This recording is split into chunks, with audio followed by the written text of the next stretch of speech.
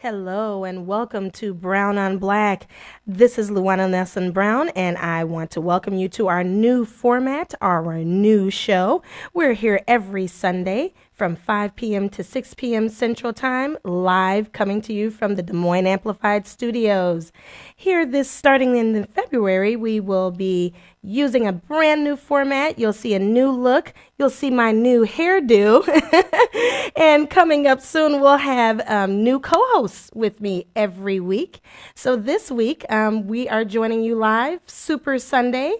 Thanks for joining us and for watching. Those of you who are not Super Bowl fans or not football fans, or possibly maybe you are a fan and your team just didn't make it, like mine and my co-host today.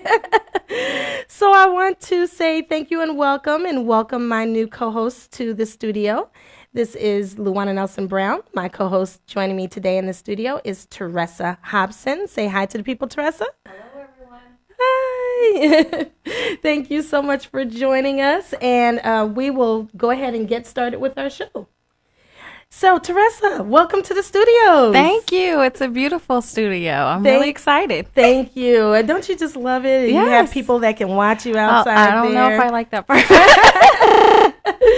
Teresa is a good friend of mine. You will see her joining us actually every fourth Friday as my co-host.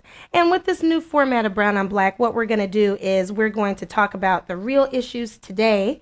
And we're going to do it in more of a discussion, conversational kind of format rather than an educational format, which is what we had before. So are you ready? We're good at conversation, definitely. We are. We definitely are. We definitely are. In addition to that, you'll also notice that we'll be taking breaks frequently, 4 times, I believe, throughout this broadcast now. So if you own a business and you'd like to advertise on Brown on Black, feel free to do so. So, Teresa, today we are talking about single parenting. Yes, we're talking about my life. Which is why I really wanted you on today, because, you know, you and I have discussed this previously. Yes. And we have come up with some awesome ideas, or at least you have come up with awesome ideas from this perspective of single parenting. Absolutely. And so I just knew that the entire world needed to hear your ideas on this issue. So let me ask you, why is single parenting in our community, in the African American community, a passion for you? Mainly, it's my life, but also I think that it's such a prevalent thing these days, and I think that we have made it so normal. And some of the things that are not necessarily normal have become the norm. I was just watching the Today Show the other day, talking about these celebrities that have decided to forego the regular relationships and have babies, and this just proves that women don't need men whatsoever. And you know, it just kind of shocked me because especially with the generation, my children, the teenagers out there, what impression are they getting of single parenthood? Like, this is some new thing. Exactly. This is new trend. It's great, you know. And one of the things that really struck me, as far as one of their guests, she did point out that, you know, when you're a star or when you are a, you know, high financier, you're okay to do this.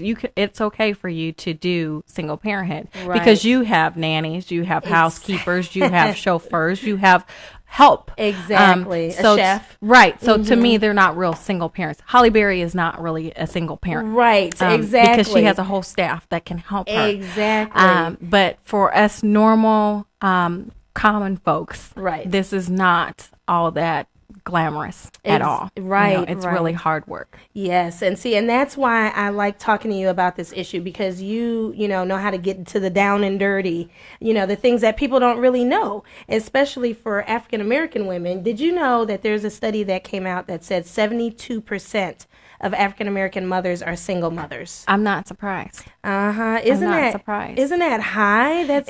It's very high, but I think that it's a sign of the times. I mean, just our community is so fractured in so many different ways. And this is one of the biggest ways, is the family is no longer intact like it used to be. Exactly. There's so many things that come into that. You might have a parent incarcerated. Yes.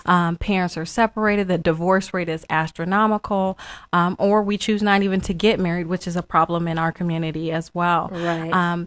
But just the things that have happened to set us up for that. And then you have us women out there that are struggling by ourselves, Right. that are, trying to make a way out of no way. Right. And sometimes it's just, you think that you're alone. You really, it's kind of a lonely place sometimes. And I just want women to know that are out there doing the same thing, that you're not alone, that there's a lot of us doing it too. Yeah, 72%. Unfortunately, unfortunately. Right, exactly. So I totally get that because prior to my marriage, I was a single parent as well. Right. And you really do feel isolated, especially in the beginning. For me, my daughter, for the first 4 months, I was totally single parenting, and you're up at 2 a.m., you're up at 4 a.m., and there's nobody else there but you. And I lived, in Chicago, busy, people everywhere, but you still, exactly, you still feel completely isolated. Absolutely. And we are not, ladies, we're definitely not, 72% of us are single mothers. So but we don't talk about this as a way of support. Single parenting is looked at for anything that happens in the Black community as a negative thing. Exactly. Guess what? We get pointed to. Okay, well, it's single parenthood, those single mothers, we bear the brunt of a lot when it comes to especially our boys in the community and how they're faring, our little girls in the community, and this, very sexualized behavior that we got going on. Yes. How many, is it a single parent household is usually a first question that they ask. I love that you said that, because I tend to notice that even myself, even though I'm married, let's say I show up at my kid's school without my husband by my side.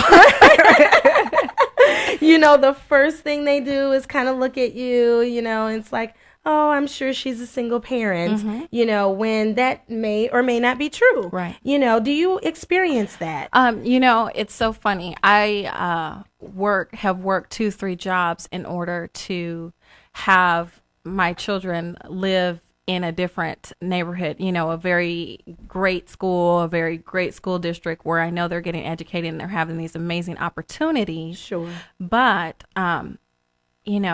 first of all, there's not a lot of folks that look like my children. Right. And me. Exactly. In that community. Exactly. And then you take that difficulty, add on to that, if I have to walk into, say my son, my beautiful, wonderful son is so much a boy. Yes. And boys like to touch people and push people and throw snowballs and, tussle a little bit. Right. And, and I know the stereotypes that are out there. I wear them all the time. So I walk into the school and I have to go talk to this teacher because my son hasn't done something he's supposed to do. Right. And I know immediately, it doesn't matter that I'm educated. It doesn't matter that I work hard every day. It doesn't matter anything. What matters is that I'm walking in there by myself. Exactly. And what that says to her, oh, it's another Black single mom. And no wonder he's acting the way he does because of their household situation. Oh, absolutely. Oh, it's a dysfunctional household. Yes. Absolutely. Yes.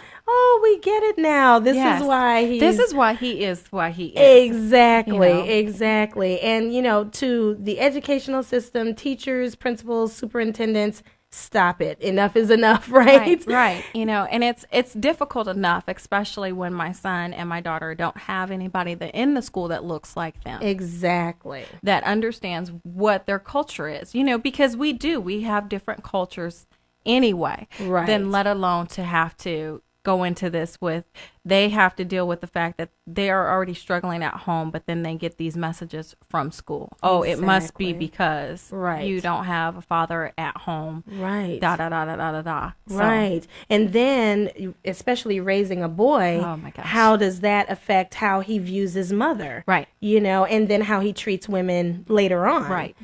And that's the detrimental part, I think. Wouldn't you say? I think that, we really do focus on the males, and we do need to, because our males are they're going extinct.